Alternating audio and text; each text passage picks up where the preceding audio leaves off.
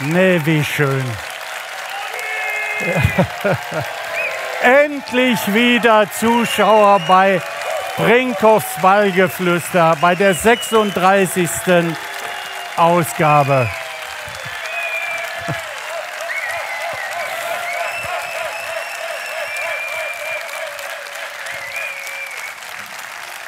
Nach einem Jahr Corona-Pause sind wir wieder da, hier im Westfalenpark.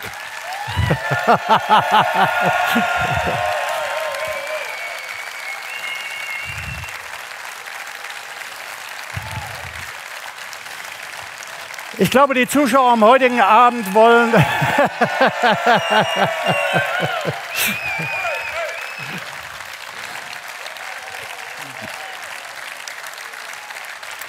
Sie werden in die Geschichte gehen.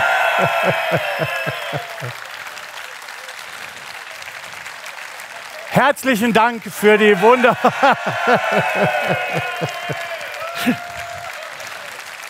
für den warmen Empfang nach über einem Jahr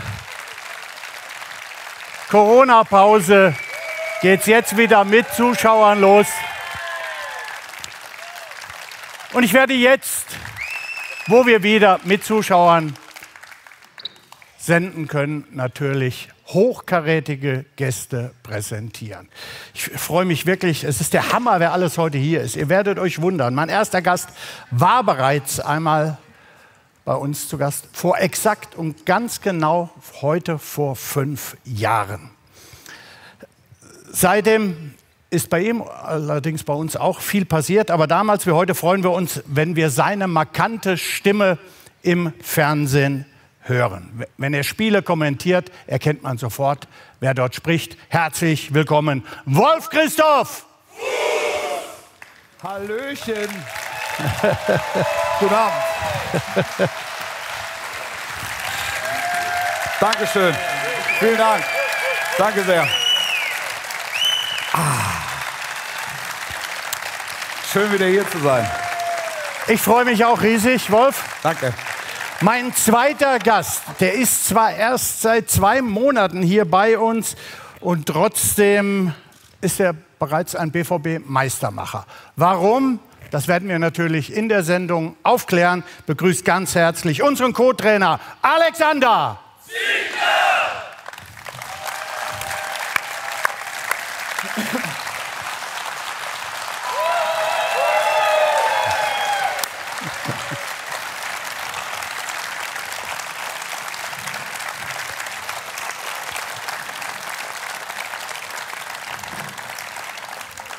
Ich weiß genau, was ihr gerade gedacht habt. Stimmt, er könnte noch spielen. Na. Ich als Eckfahne und er als Stürmer. So, jetzt kommen wir zu unserem dritten Gast. Er ist der neue Chef an der Seitenlinie.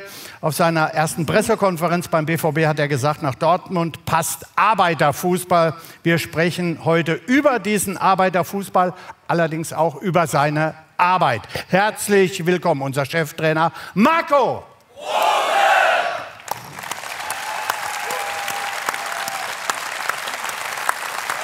Guten Abend. Hi. Hi. Guten Abend. Brauche ich ja gar nicht. Nö, das ist, wenn mal irgendwie alles schief geht. Ist das eine Runde?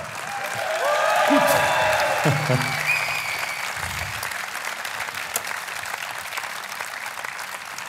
Nicht nur eine super Runde, sondern auch noch eine super Kulisse hier im Juicy Beats Park Sessions. Dazu super Wetter. Gestern Abend haben wir alle noch gedacht, boah, das könnte in die Hose gehen. Stell dir vor, wir sind hier im Trockenen und ihr sitzt da unten im Nassen. Das ist ja auch doof, ne?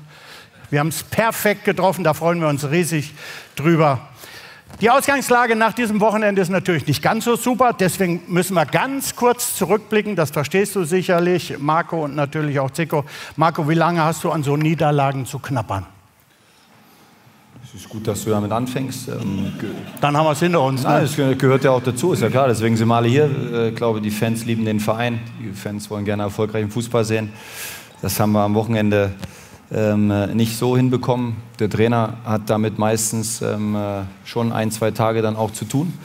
Aber es ist da natürlich auch wichtig, alle im Verein, vor allen Dingen natürlich die Mannschaft, wieder in eine Richtung zu lenken, die es zulässt, dass wir am Wochenende jetzt am Freitag dann auch erfolgreich sein können. Bedeutet, dass wir analysiert haben, drüber gesprochen haben, morgen auch nochmal drüber reden. Also dauert dann doch ein bisschen. Und danach aber natürlich wieder neue Möglichkeiten, neue Chancen haben, Punkte holen können und vielleicht unser Frankfurt-Gesicht dann auch zeigen. Was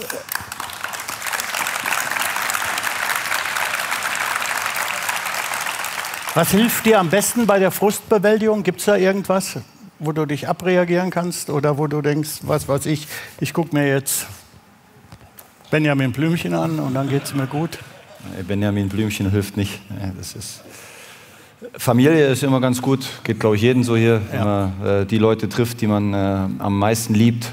Das tut dann schon immer mal ganz gut und ansonsten verliert man einfach mega ungern. Ja. Jetzt wohne ich dann auch noch mit Zico zusammen, das bedeutet, wir heulen uns dann gegenseitig aus. Ja, das wäre die nächste Frage an Zico gewesen, wie er das macht, aber ihr beide habt euch ja dann, dass ihr analysiert sicherlich nochmal? Ja, wir reden dann schon natürlich auch viel über die Themen. Aber nochmal, irgendwann reicht es dann auch. Wir brauchen nicht in Selbstmitleid zu ertränken, sondern dann geht es wieder nach vorne. Und dann peilen wir die nächsten Erfolgserlebnisse an. Das ist wichtig. Du versuchst dich irgendwie abzulenken? Oder ist das so in der Gemeinschaft, dass man dann sagt, man spricht nochmal den Abend über das Vergangene? Wenn Rosi das Gefühl hat, der muss jemanden anschreien, dann kann er mich ruhig anschreien. Das ist überhaupt kein Problem. Man gewöhnt sich an das. Bis jetzt ist es noch nicht so vorgekommen, so oft. Aber ich glaube schon, dass man nach einem verlorenen Spiel dann sich mal am Abend nochmal zusammensetzt, nochmal Revue passieren lässt, alles. Über Dinge spricht, was ihm aufgefallen ist, was mir vielleicht aufgefallen ist. Und dann natürlich auch am übernächsten Tag dann im gesamten Team dann analysiert, was wir besser machen müssen. Wolf, 2018 0-0 in Hannover. 2019 1:3 bei Union Berlin, 20:02 in Augsburg und jetzt 1:2 bei Freiburg. Auswärtsdämpfer direkt zu Beginn der Saison scheinen ja beim BVB zur unbeliebten Tradition zu werden. Ich soll jetzt die Erklärung liefern. Nein, jetzt kommt ja die Frage, was hat aus deiner Sicht am Samstag gefehlt? Für mich relativ schwer zu beurteilen, weil ich nur Auszüge des Spiels gesehen habe. Also die 90 Minuten tatsächlich nicht. Mal ein anderes Spiel als ja, naja, ich bin jetzt in der Saison meistens auf die 18:30 Spiele gebucht. Dementsprechend kann man auch so sehr viel vom Nachmittag nicht sehen. Also vor allen Dingen nicht intensiv. Also da bin ich jetzt wirklich wahrhaftig der Falsche. Okay. Was hast du? Ich habe da zu wenig Fleisch am Knochen. Man traut es mir vielleicht nicht zu, aber in dem Fall ja. Das war jetzt in Karlauer. Naja, es gibt Leute, die lachen. Das ist nicht die Stelle, wo es was zu lachen gibt, aber schön, dass Sie sich amüsieren. Okay, also wir werden aber noch mehr von dir erfahren, von deinem fußballerischen Wissen, das ist ganz klar. Also, lasst uns das Wochenende schnell abhaken, das möchtest du ja auch am liebsten. Ja, wir können schon noch eine Weile drüber reden. Nee, ich möchte das aber auch nicht. Ich möchte das nicht. Wenn es Bedarf gibt, gerne. Nö. Wir sind auch genauso wie du. Wir wollen auch. Ich habe diese wunderbare Gabe, verloren gegangene Spiele sofort aus meinem Kopf zu streichen. Ich erinnere mich gar nicht mehr dran. Also, wir denken nur noch nach vorne. Es geht am Freitag gegen Hoffenheim. Da wollen wir natürlich wieder 3 Punkte holen, das ist ganz klar. Wie der Trainingsalltag beim BVB in dieser Saison aussieht und vor allem, was diese beiden Herren so die ganze Woche übertreiben, das schauen wir uns jetzt mal an. Morgen, Männer. Morgen. Hi. Hallo. Der erste muss ausweichen. Ja!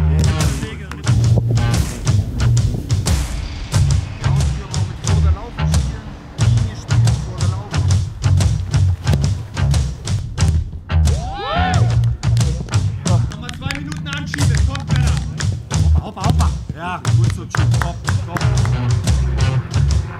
Den ersten Ball, der tief weggespielt wird, sofort jagen.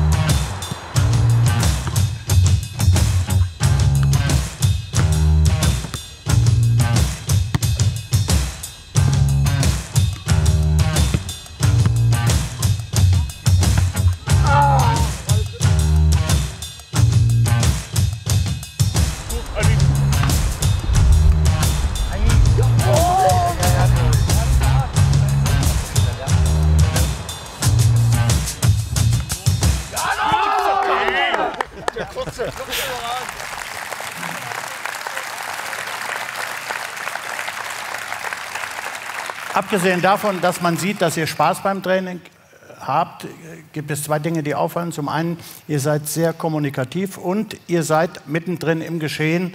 Ihr trainiert auch noch ein bisschen mit. Jucken euch die Füße ab und zu noch so ein bisschen oder ist das Trainingsphilosophie?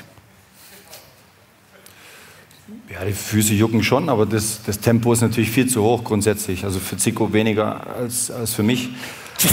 Aber wir waren halt am Anfang auch gefühlt nur 4 Mann im Training. Also mussten wir dann hier und da halt einfach auch mal mit anpacken und das hat dann schon auch Spaß gemacht. Jetzt sind wir eine große Gruppe wieder, bedeutet, dass es weniger ist, wo wir dann mit dabei sind, aber so mal eine Flanke schlagen oder Zico den Jungs zeigen, wie richtig gutes Kopfballspiel geht, das geht schon noch. Aber Spaß gehört auch ein bisschen dazu. Unbedingt. Das habe ich den Jungs erst heute wieder gesagt. Ja.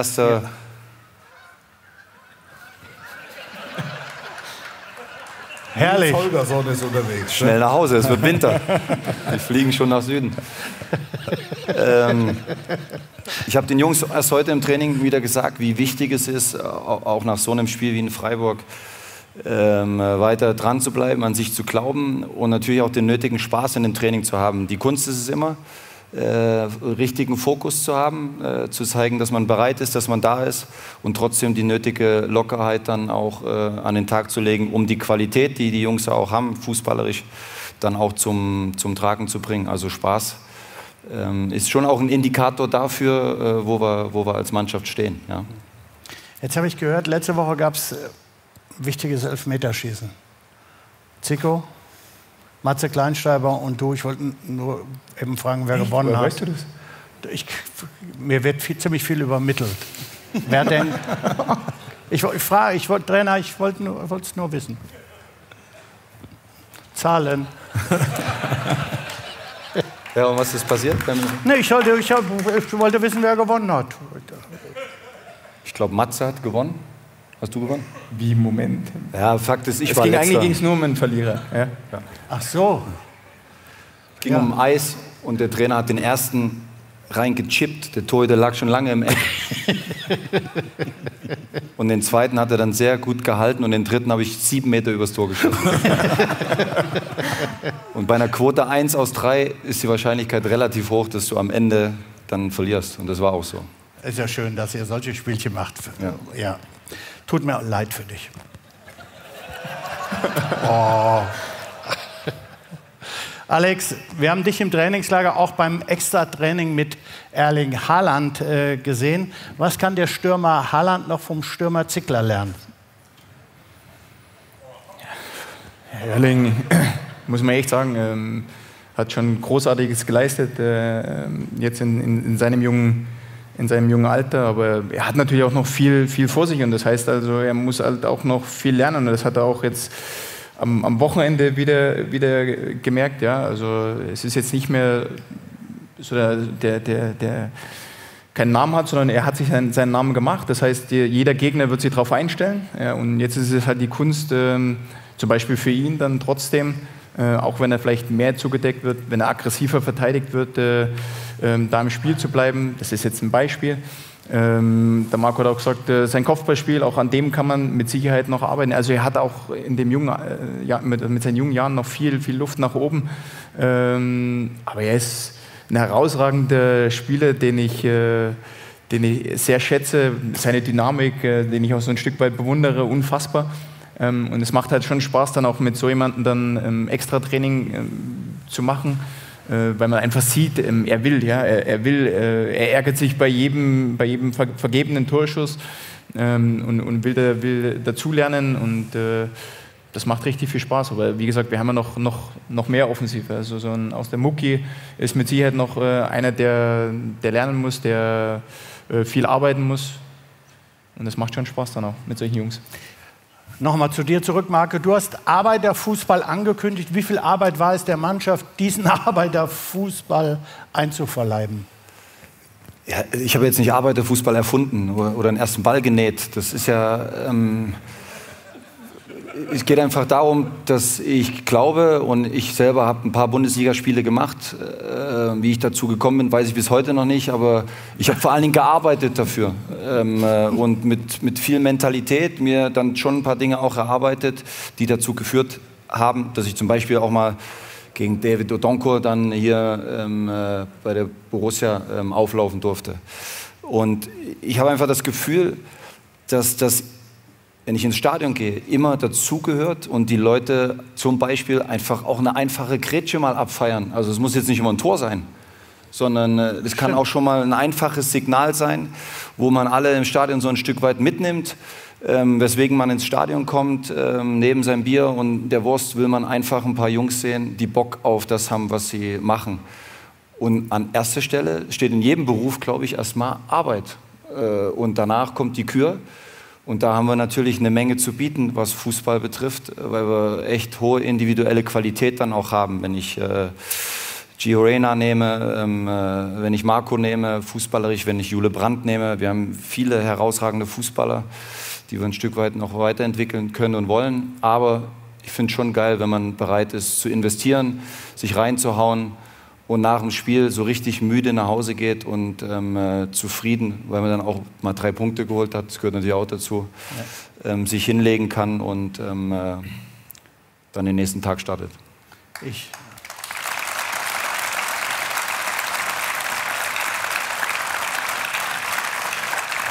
Ich durfte im Trainingslager mit dabei sein, habe die ganze Woche mir angeschaut und wenn das wirklich mal funktioniert, was da trainiert wurde, dann freut euch auf tollen Fußball. Davon bin ich überzeugt. Hoffmann. Du wolltest jetzt noch sagen, das hat doch schon gar nicht so schlecht ausgesehen gegen Frankfurt. Das fand ich richtig klasse. Richtig klasse. Dafür fand ich am Samstag. Da war ich nämlich hier. Weiß ich, das wäre meine Frage. Du hast ja inzwischen 2 Spiele live kommentiert. Ja. Wie siehst du, was sind für dich die bisher größten Veränderungen unter dem Trainer Marco Rose oder unter dem Trainerteam Marco Rose? Ich würde das gar nicht so detailliert sehen. Ich habe das Gefühl gehabt gegen Frankfurt, dass eine Mannschaft auf dem Platz steht, die will. Die bedingungslos alles reinwirft. Und dann kommen die fußballerischen Qualitäten zum Tragen. Und das ist ja das, was die Leute haben wollen. Also sie wollen sehen, dass sich die Menschen, die da unten sich verausgaben, maximal verausgaben. Weil es ist ja kein Malus, sich in 90 Minuten komplett zu verausgaben. Und die spielerische Klasse ist ja unbestritten. Und ich fand, dass man die auch im Supercup gesehen hat. Da hast du dann vielleicht auch gesehen, dass der ein oder andere hinten noch fehlt. Ich will jetzt hier keinem zu nahe treten, aber da kommt ja noch der ein oder andere zurück. Und wenn man das ein bisschen visionär anlegt, da kann man durchaus auf den Gedanken kommen, dass mit Borussia Dortmund in der Saison in Sachen Meisterschaft vielleicht intensiver zu rechnen, intensiver zu rechnen ist, als es im vergangenen Jahr war. Das haben wir jetzt nicht so abgesprochen. Guckst du da jetzt so böse? Kann ich doch mal sagen. Ja, es ist ja mein Eindruck. Es ist ja mein Eindruck. Ich bin ja ganz bei dir und ich finde schon, dass wir, wenn du nochmal BVB-Fan bist oder für den BVB arbeitest, dann geht es um die großen Ziele, fertig aus. Und das finde ich schon, das kann man zwischendrin immer wieder sagen, das gehört auch dazu. Nur vom Reden werden wir halt nicht viele Punkte holen, sondern wir müssen es dann auch auf den Platz bringen. Aber ich finde, Wolf hat gerade genau das Wort benutzt, was ich heute den Jungs auch in der Teamsitzung gesagt habe. Was uns in Freiburg ein Stück weit gefehlt hat, neben dem, dass es ein ganz anderes Spiel war als gegen Frankfurt, weil wir dort viel mehr Räume hatten. Jetzt hatten wir einen tiefstehenden Gegner, der sehr, sehr fleißig verteidigt hat. Uns hat Bedingungslosigkeit gefehlt. Und damit meine ich nicht nur,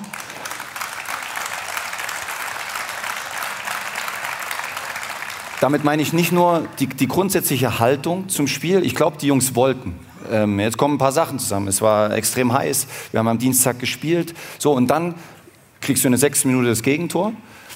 Das bedeutet, es kommen so ein paar Dinge dazu, die nicht angenehm sind. Und dann richtig darauf zu reagieren und bedingungslos. Das bedeutet, ich stelle keine Forderungen an das Wetter, an den Zwischenstand oder an irgendwas, um eine gute Leistung abzuliefern, sondern ich ziehe das Ding komplett durch, von der ersten bis zur letzten Minute. Das hat uns in Freiburg ein Stück weit gefehlt und das sind die paar Prozent, die uns am Ende auch dort gefehlt haben, um dieses Spiel am Ende noch zu drehen. Und daran müssen wir jeden Tag arbeiten und das ist nicht nur Arbeit am Platz, sondern das ist vor allen Dingen auch Arbeit natürlich im Kopf, aber das werden wir immer wieder einfordern und das werden wir auch nicht nachlassen.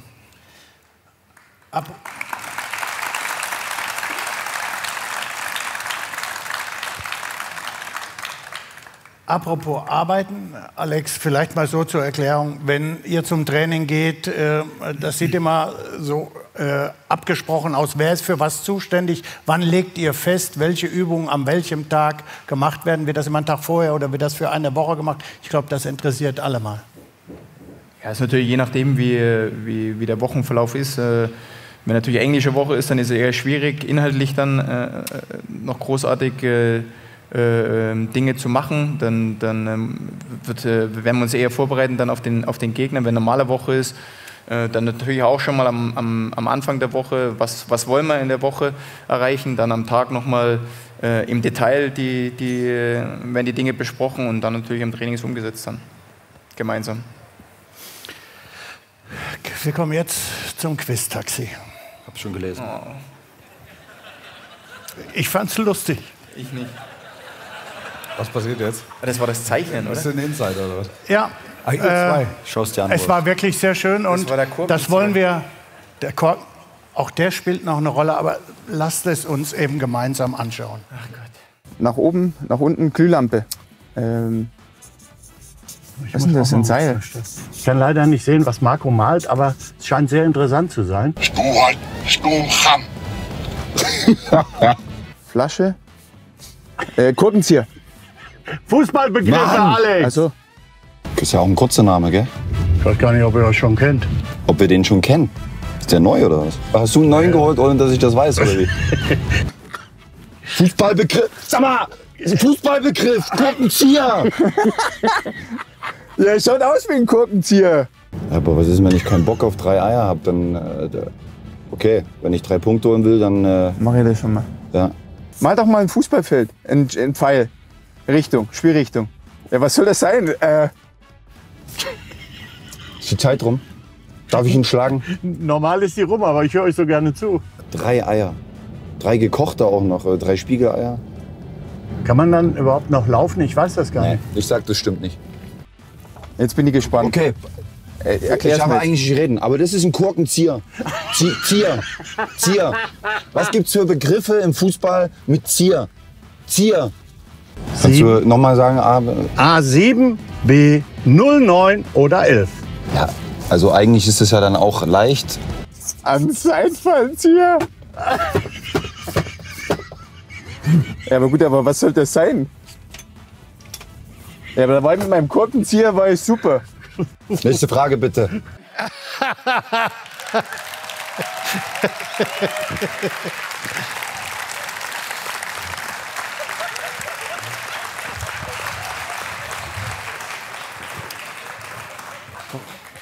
Wo ist er denn? Nee. Ganz außen. Ganz außen am Tisch. Die sollen am Kühlschrank liegen. Sehr schön. Na, bitte. Doch, die ist weggepackt. Was ist jetzt los? Ich hab sie. Jetzt brauche ich aber noch einen Stift. auf der Theke. Ihr habt es gesehen und ihr bekommt noch eine Chance. Nee. Marco, diesmal, Können wir es andersrum machen jetzt? ja, du malst. Ich male. Also Du nicht malst. andersrum. Warum darf ich nicht malen? Seitfalls hier. Zeig mal das Wort bitte. Aber jetzt bin ich mal gespannt, ob ich gelernt habe. Zeig mal bitte. Zeig mal bitte. Ich kann es doch sehen, oder nicht? Jetzt bin ich.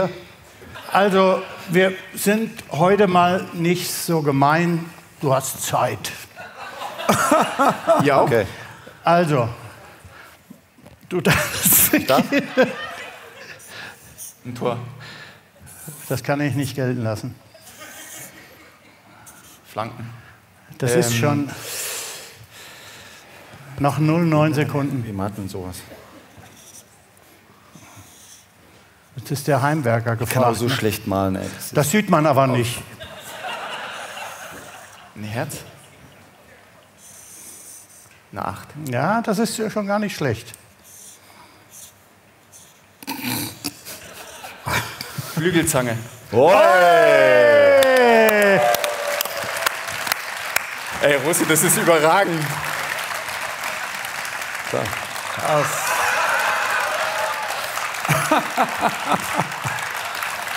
Würdet ihr das wieder unterzeichnen? Das letzte hast du ja zerstört. Ich muss aber auch ehrlich sagen, als mir dann gezeigt wurde, wie die Jungs das gemalt haben danach, Ja. ist mir ein Licht aufgegangen. Ich habe auch einen Preis für Das euch. heißt, ich war wirklich nicht gut. Also, Also einen Preis für die WG. Ja. Ein BVB Korkenzieher. Dankeschön. Danke. Sehr schön. Danke sehr. Stop. Freitagabend nach dem Spiel. Wenn es noch ein paar Sachen zu gewinnen gibt, dann bleibe ich noch ein bisschen. Marco, für dich würde ich noch ganz schnell was organisieren. Ganz klar. Also, aber Quiz-Taxi war doch cool, oder? Ja, war sehr nett. Haben viele. Vor allem, weil es geregnet hat und wir trocken zum Training gekommen sind. Wir haben auf unseren Social-Media-Kanälen unsere Fans gebeten, ein paar Fragen zu stellen. 3 haben wir ausgesucht, die ich euch bitte zu beantworten. Was gefällt euch am Trainerjob am meisten?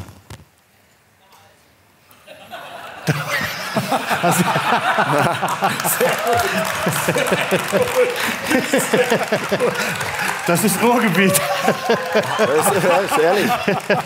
Gefällt mir. Ist auch nicht so schlecht. Ja. So, jetzt mal eure Antwort. Was gefällt euch am Trainerjob am meisten? Ja, irgendwie kommt viel von dem, was ich heute alles so losgeworden bin bei den Jungs auch wieder. Ich habe dann am Platz gestanden und freier Tag ist dann manchmal nicht so einfach für die Jungs. Danach, heute langer Tag auch, glaube ich, Frühtraining, danach Content Day, viele Dinge, Nachmittag Training. Und dann irgendwann so in der zweiten Spielform habe ich ihnen dann schon gesagt, Jungs, was wollt ihr eigentlich mehr? Also die Sonne scheint, ihr habt einen Ball, der Rasen ist grün. Stimmt. Ja, also es gibt sicher schlimmere Dinge als die, mit denen wir uns da auseinandersetzen dürfen. Und dementsprechend liebe ich eigentlich alles an meinem Job. Natürlich gibt es auch ein paar Dinge, das muss man schon auch so offen und ehrlich sagen, wenn man auf dem Niveau arbeitet, die nicht immer angenehm sind. Das kann ich mir auch gut vorstellen, klar. Aber man zieht sich vor allen Dingen natürlich an den positiven Dingen hoch. Ein volles Stadion, das ist das, worauf wir uns, glaube ich, alle endlich wieder freuen. Wenn ich jetzt erlebt habe, 25.000 war schon gut. Kloppo hat mir danach geschrieben, jetzt stell dir vor, das Ding ist rappelvoll. Das, ja. Wenn ich dann sage, Marco Rose, da fliegt dir der Kopf weg. Das ist wirklich schön. Das würde mich freuen. Ja. Ja, es wird so kommen. Die nächste Frage, was ist eine größere Herausforderung? Jüngere oder ältere Spieler trainieren?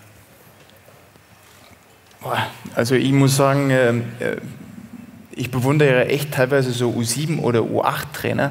Die aber trainieren doch jetzt, Ne. das ist Mokoko schon der Jüngste. Nein. Oder haben wir jetzt noch Jüngere? Na?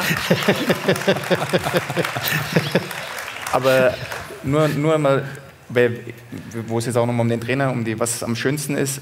Ich habe das geliebt damals, diesen Einstieg also erstmal habe ich es auch vermisst, den grünen Rasen nach Beendigung der Karriere, der Fußballkarriere.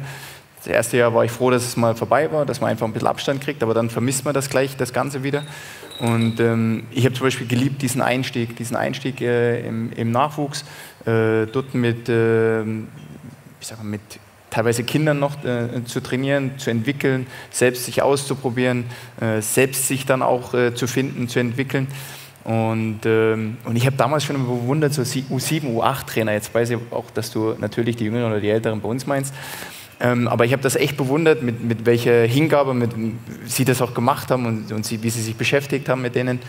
Und das fand ich richtig, richtig klasse. Und auch nochmal jetzt auf das Thema vorher, ich freue mich wahnsinnig auf diese Atmosphäre im Stadion vor vollem Haus, mit voller Kulisse. Habe ich schon richtig Bock drauf und freue mich drauf. Und jetzt auch zu der Frage. Ich liebe es, mit allen zu trainieren, also mit Jungen und mit Alten.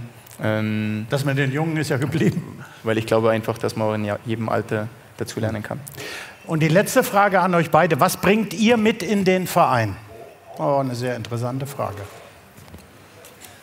Ja, also erstmal eine Menge Demut, das glaube ich ist wichtig. Wir sind uns dessen bewusst, was wir hier für eine Verantwortung haben, was wir für einen Verein beigetreten sind, wie viel Tradition da drin steckt, wie viel Leidenschaft, wie viel Liebe, und was das für uns dann auch bedeutet, was natürlich auch von uns erwartet wird, Thema Erwartungshaltung.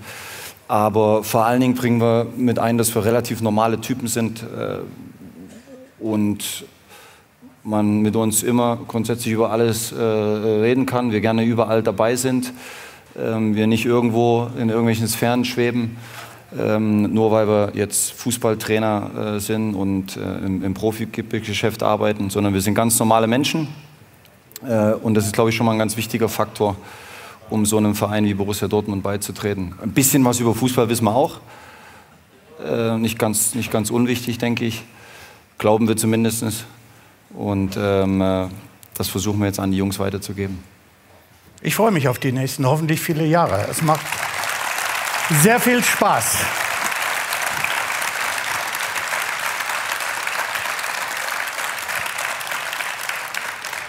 So, kommen wir zu dem Jungen, den wir bisher ein bisschen vernachlässigt haben. Nee, ich fühle mich nicht vernachlässigt. Nee, wirst du auch nicht, das weißt du. Irgendwann komme ich neutral, zu dir. ich bin die Schweiz, ich sitze hier und höre zu. Ich habe ja am Anfang der Sendung schon gesagt, exakt vor 5 Jahren waren wir in der Rohrmeisterei in Schwerte. Auch 500 Gäste wie heute. Der Saal hat gekocht, Freunde. Ja, weil du so gut drauf warst. Ich war gut drauf. Ja, jetzt brennt ein Feuerwerk ab.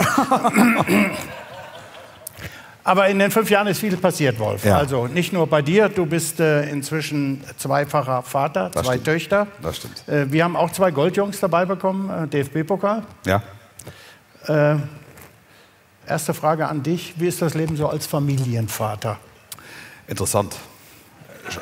Spannend, herausfordernd, aber immer schön, um es mal auf den Punkt zu bringen. Also ich habe jetzt 2 Töchter, eine 3, die andere 8 Monate. Es ist wirklich beeindruckend mitzuerleben, wie Frauen schon im allerjüngsten Alter keinerlei Kompromissbereitschaft mitbringen, was Farbe von Nagellack und Uhrzeiten und so weiter mitbringen. Das ist, also, man versteht viel übers Leben, wenn man die so aufwachsen sieht. Nein, wir haben sehr geil. Ich war gestern mit meiner Großen im Märchenwald und ja, Hänsel und Gretel und Frau Holle und die heiteren Spießgesellen. Ja, absolut. Ja. Es ist herrlich, es ist ein wunderschönes Leben und ich habe eigentlich viel zu wenig Zeit. Ja. Bei den Top-Spielen als Kommentator hast du ja das Wort. Ja. Wie sieht das jetzt zu Hause aus? Hast du überhaupt noch was zu melden bei 3 Frauen zu Hause? Ich setze mich durch. Also bei uns in der Familie ist es so, wer gehört werden will, muss laut und viel reden. Das machen alle Damen, dem muss ich mich irgendwie anpassen. Da passt du ja gut dazu. Ja, ich bin ein gutes Regulativ, glaube ich. Lässt man mich glauben. Ja, nein, aber es ist so, auch die Mädels, ich bin ja von Kindesbeinen an eigentlich Anhänger des 1. FC Köln. Das geht hier in Dortmund. Das geht auch, ne? Ja, das ist okay. Ja, naja. Nee, komm, jetzt bitte. Ja, übertreiben Sie mal nicht. Ja. Und meine Tochter interessiert sich also vehement für den Geißbock. Ja, aber das geht wieder weg. Ja, ist das so? Karlauer, ne? Ja. Ich dachte, haust mal einfach einen raus. Ja, das kann er einfach. Ja. Was hast du sonst noch für eine Frage? Also wir haben festgestellt, dass du nichts mehr zu Hause zu melden hast. Ich habe nicht. Okay. Dann war ja noch... Es hat sich nichts verändert. Ich finde übrigens, die Karten überragend hier. Wie? Ja? Ja, aber eigentlich hast du die Frage, die ist so kurz. Alles, was hier steht. Ja. Wunderbar, vielen Dank bis hierhin. Wir werden gleich noch etwas weitersprechen. Möchte aber jetzt kurz unser 5-jähriges Wiedersehen mit Wolf etwas thematisieren. Wolf, ich habe es anfangs der Sendung gesagt. Heute vor exakt 5 Jahren warst du bereits unser Gast. Hab ich aber so Seitdem ist viel ähnlich passiert. auch gesagt. Hast du nicht? Und dann kommt die kleine Frage an Wolf. Man muss doch auch nicht immer alles sagen, was da steht. Nein, ist richtig. Ja. Und die Frage können wir weglassen. Wie habt ihr die 25.000 wahrgenommen? Das haben wir schon beantwortet. Ist schon beantwortet. Ja. Da musst du sagen, genau. Ja, wie gesagt, sag ich mal. Ja. Warte mal, wer übernimmt denn jetzt was? Habt ihr auch noch Fragen an mich? Du kannst ja ein bisschen was überlegen. Vor 5 Jahren haben wir uns das letzte Mal hier auf der Bühne gesehen. Was ist seitdem passiert? Du hast aufgehört zu rauchen. Richtig. Ja. Aber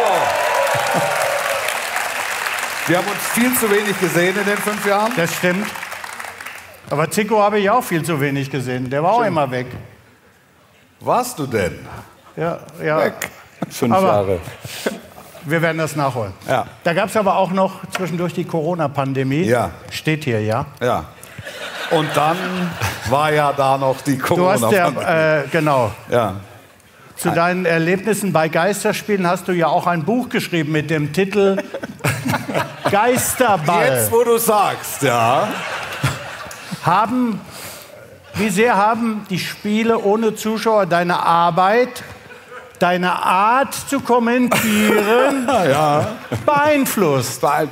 Am Anfang schon sehr. Also es hat so 2, 3 Partien gebraucht, so für mich, um reinzukommen, weil halt eine wesentliche Erzählebene einfach fehlt, dadurch, dass keine Zuschauer da sind. Da merkt man erstmal, wie sehr man sich von Stimmen und Stimmungen treiben lässt. Das geht mir als Reporter nicht anders wie den Fußballern auf dem Platz. Es war dann interessant, mal mitzubekommen, was so an Kommunikation stattfindet. Also man hat ja alles gehört. Ja, also man hat sich dann gefreut, auch zwischendurch so robuste Rhetorik zu hören auf dem Platz. Das war schön. Ich hatte dann wirklich nach 1,5 Jahren aber das Gefühl, dass ich alles gehört hatte, was ich hören wollte. Ja, und war dann einfach froh und dankbar, dass wieder 25.000 zumindest mal wieder da waren. Und ich fand die Atmosphäre auch jetzt in den ersten Wochenenden, Pokal ja auch noch mit. Ich fand das total geil. Also es war so eine positive Stimmung, die Leute hatten Bock zu kommen. Es waren nur, ich weiß nicht, wie ihr es gesehen habt, es waren nur Leute da, die Bock hatten, da hinzukommen und einfach mal wieder aus sich rauszugehen. Also für mich war das total wohltuend. Und ich habe dann auch immer mal wieder Phasen gehabt, ich neige ja dazu, ab und zu mal ein Wort mehr zu sprechen, als vielleicht auch gut wäre. Bin da schon auch sehr selbstkritisch. Also wenn wir gleich zum Selbstkritik-Block kommen, dann ist das auch schon mal beantwortet. Ja, und ich habe einfach Phasen dann mal stehen gelassen. Und als ich gegen Frankfurt, haben wir das You Never Walk Alone mal wieder über 2,30 frei stehen. Wir lassen es immer frei stehen, aber es war einfach ein besonderer Moment, das wieder vor 25.000. Toll. Das war toll. Also das war ein tolles Erlebnis. Es war ein tolles Erlebnis. Man wird wieder dankbar. Ja. Aber nimm dich nicht zu weit zurück, weil all das, was du bisher getan hast, hat uns ja so gut gefallen. Das hat dich ja, zu einem so... Es lebt, dass du sagst. Ja, also mach weiter, hau einfach einen raus. Marco, wenn du oder ihr zusammen Fußball schaut zu Hause, hörst du dem Kommentator Wolf zum Beispiel zu oder konzentrierst du dich zu sehr auf das Spiel, auf die Taktik? Wie schaust du Fußball? Es gibt tatsächlich Kommentatoren, da schalte ich ab.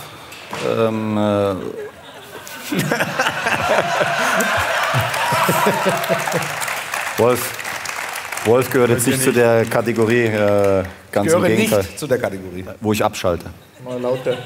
Ja. Haben wir das protokolliert? Der Wolf hat sogar in meinem engen Freundeskreis echte Fans, die immer wieder mal so den ein oder anderen Karlauer dann auch in eine WhatsApp-Gruppe reinstellen. Seine Vergleiche, die dann immer, wo ich immer denke, oh. Vor allem, das Ding muss dir dann auch einfallen, ne? Da finde ich auch. Aber lernst du die eigentlich oder kommen die einfach so? Ich bin ein sehr kranker Mann. Das bedeutet, du lernst oder die kommen einfach so? Die kommen. Geil.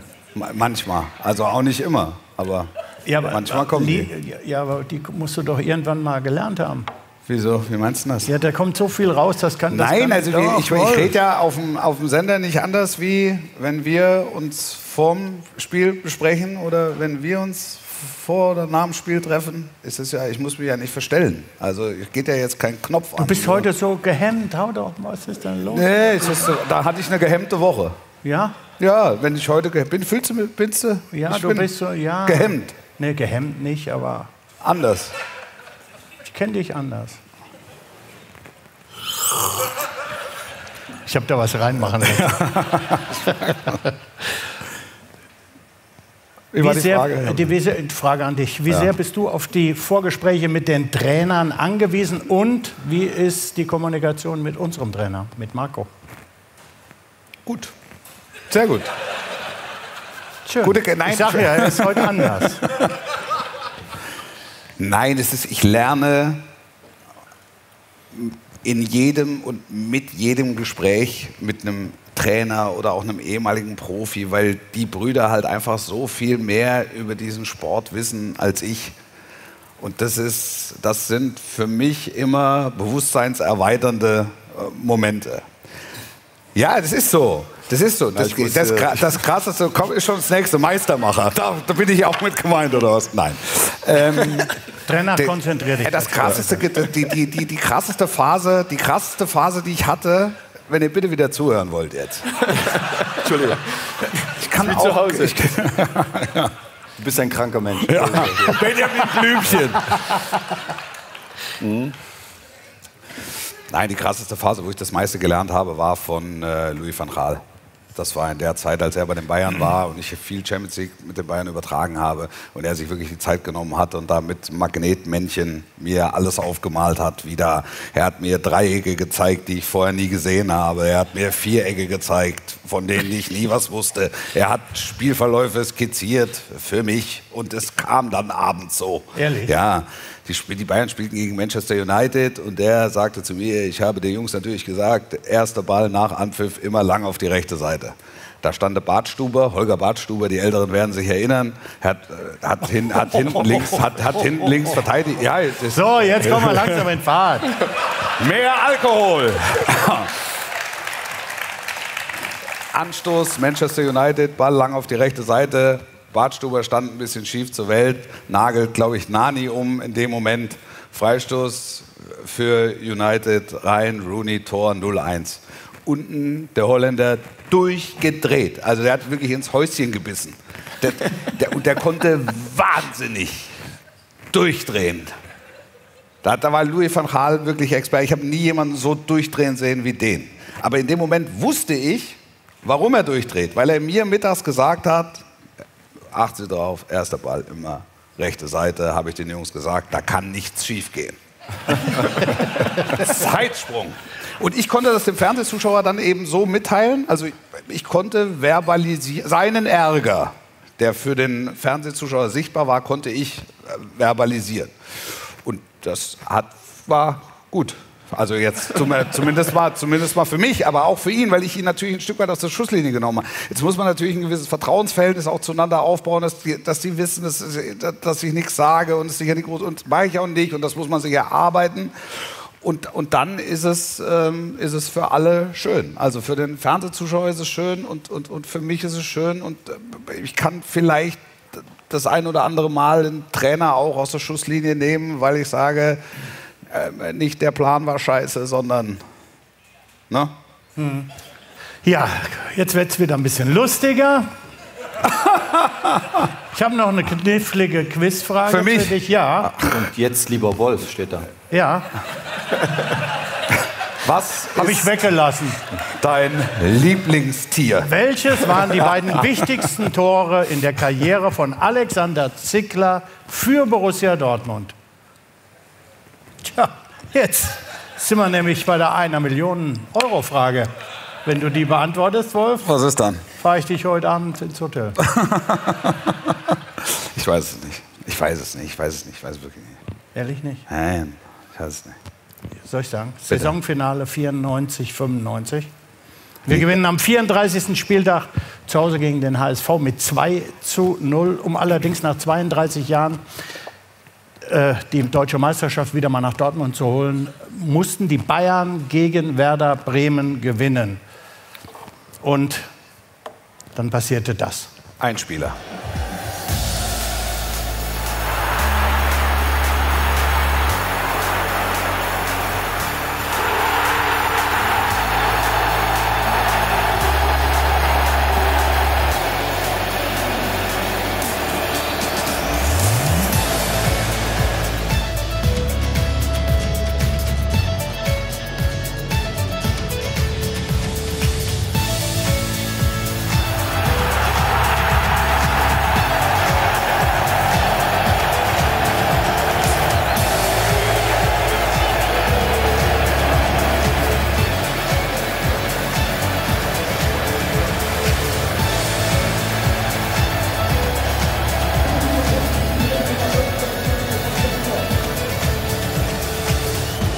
Ja, die Szene ist auch legendär von Otto Rehhagel. So, er wusste, Meisterschaft. AD, Zicke, du wusstest, dass du irgendwann mal hier landest und deshalb hast du die beiden Tore gemacht. Ne? Also, du warst quasi, wann war es jetzt? 93, 94, 94, 95, schon BVB-Meistermacher. Ich freue mich echt total. Aber im Nachgang, eigentlich war es unklug, weil der Otto nächstes Jahr Trainer bei Bayern war. Der Zickler spielt also nicht mehr. Gespielt habe ich da nicht mehr. War der so nachtragend? Nein. Ich muss dann spielen. Hat dich Zorgi in den letzten Wochen oder in den letzten 2 Monaten darauf mal angesprochen? Ich glaube einmal, ja. Ja? Beim Joggen. Joggt ihr zusammen? Von hinten? Achso, du läufst hinterher. Ist er langsamer als du? Wir sind noch nicht gelaufen zusammen. Also, okay. Du? Läufst du mit Zorgi? Ja, der Zorgi läuft nicht so viel, würde ich sagen. Also. Ich kriege das immer aufs Handy. Also diese Rantastik-Statistik. Wie oft hast du die Geschichte schon erzählt bekommen jetzt? Oder wie oft hat er sie erzählt? Die? Die, ja? Mit den 2 Toren? Ja, das ist hier zum Thema dann geworden. Also, ich glaube, da hast du gar nicht. Ich finde das natürlich sehr gut für uns, weil wir dann natürlich die Verpflichtung von Zico auch ein Stück weit in ein gutes Licht rücken können. Ja.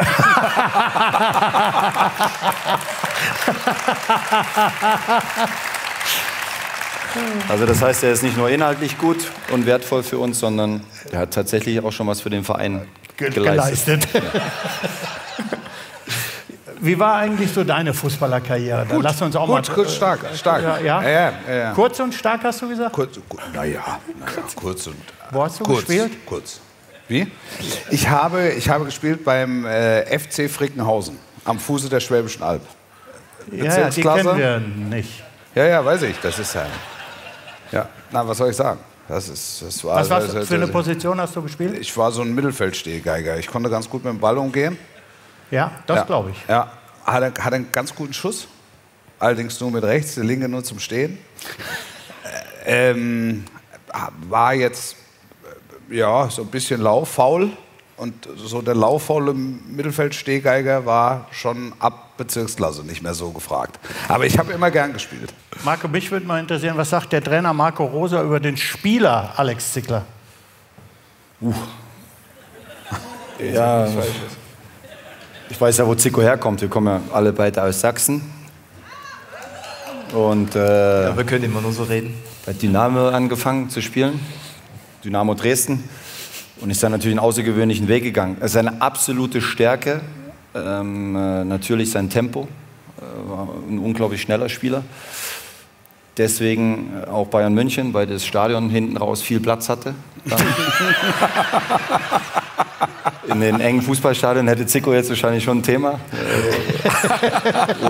wo dann irgendwann die Bande kommt.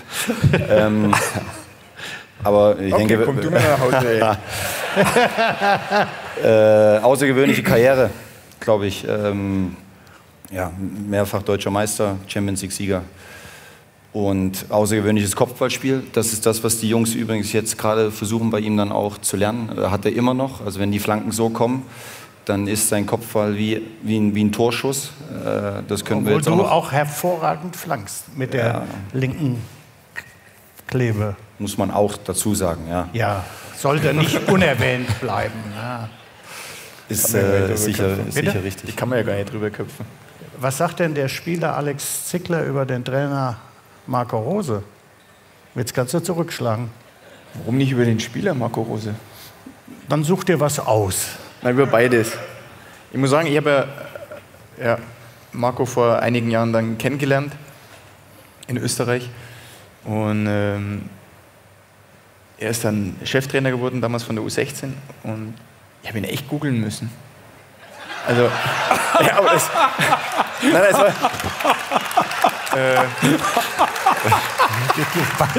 Ja. Aber entschuldige Zico ganz kurz, er hat ja recht, weil ich war in Mainz dafür bekannt, meistens hinters Tor zu flanken. Also die Fans haben mich dafür geliebt, nicht für die guten Flanken auf den Kopf, sondern die haben gejubelt, wenn ich die Flanken auf die Tribüne dann immer zu ihnen hochgeschlagen habe. Und dementsprechend, glaube ich, gibt es für mich als Fußballer, da muss man nicht drüber reden. Bei den meisten Videos waren die Aufstiegspartys. Da warst du schon Beim Feiern bin ich da war immer ganz vorne dabei. Ja. Deswegen würde es mich freuen, wenn wir hier auch was zu feiern haben dann irgendwann mal. Das wäre absolut.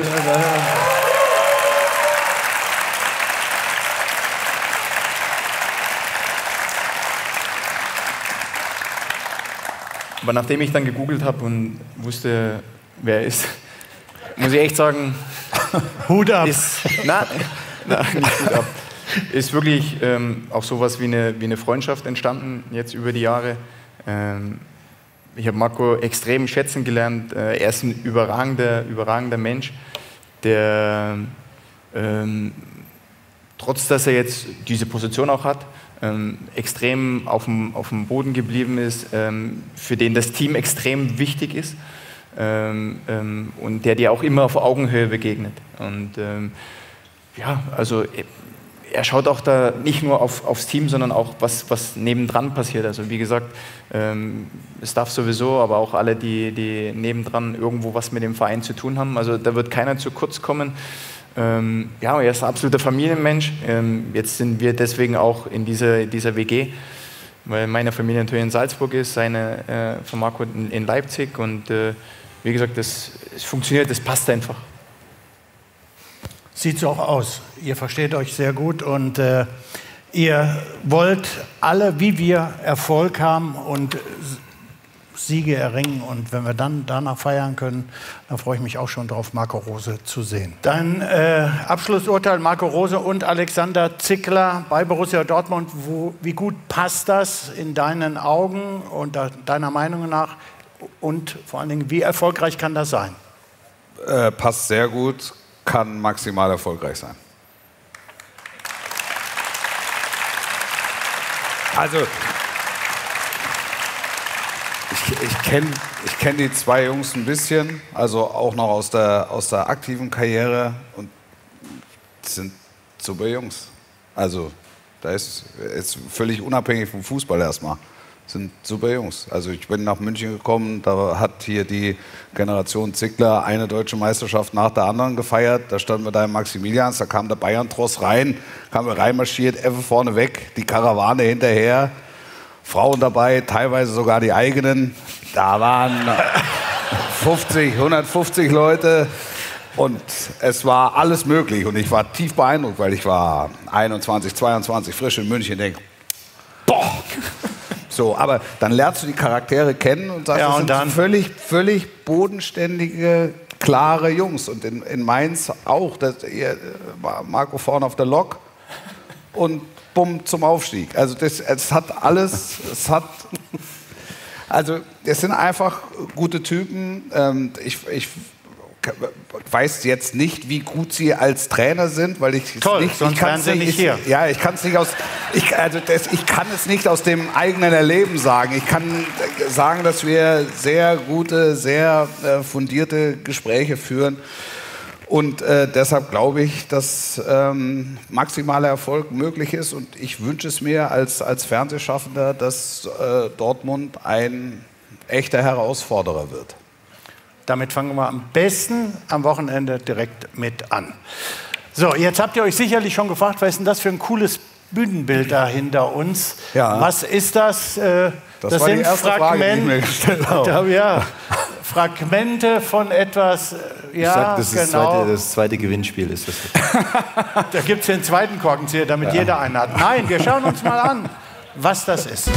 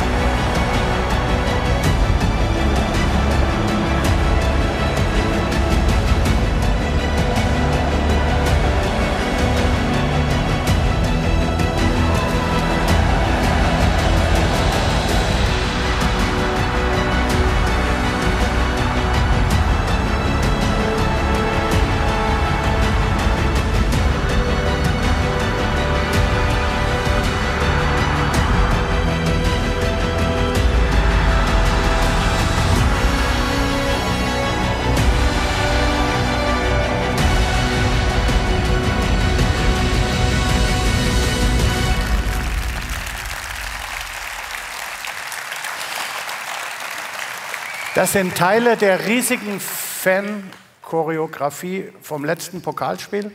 Davon hat Fanframe 09 Bilder gemacht.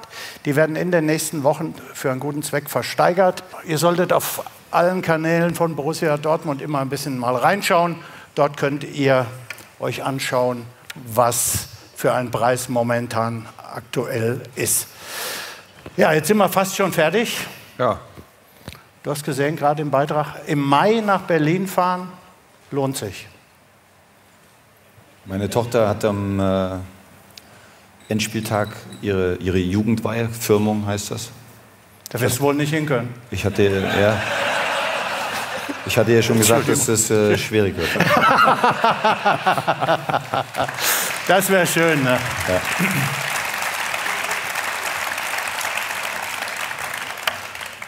Frage an euch drei, kurz und bündig. Was sind die Wünsche für die Saison 21/22, Wolf? Fang du an. Sportlich, fußballerisch. Wie du willst. Gesundheitlich, dritte Kind. Ein veritables, nicht noch eine Tochter. Ich hätte gerne einen. Doch, ich würde auch noch eine nehmen.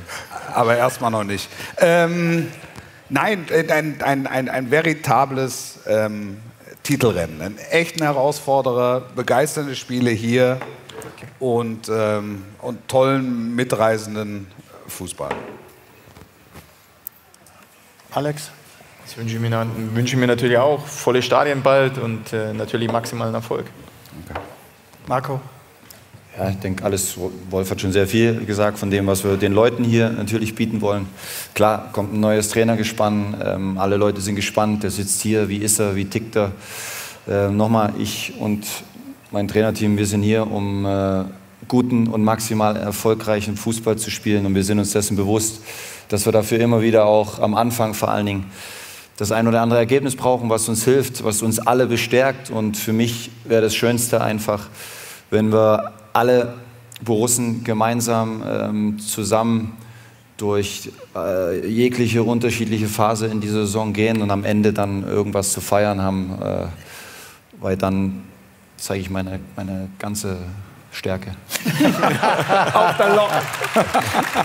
Ein dickes Dankeschön an Wolf-Christoph Fuß, Vielen Dank. Alexander Zickler, Marco Rose.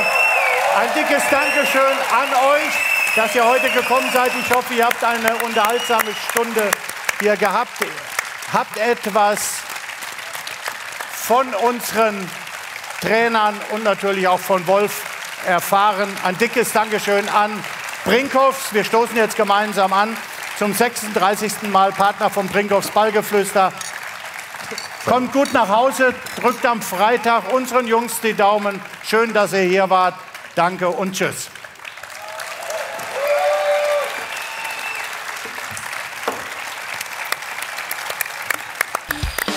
Jeder Zug ein Genuss mit Brinkhoffs Nummer 1, dem offiziellen Bier von Borussia Dortmund.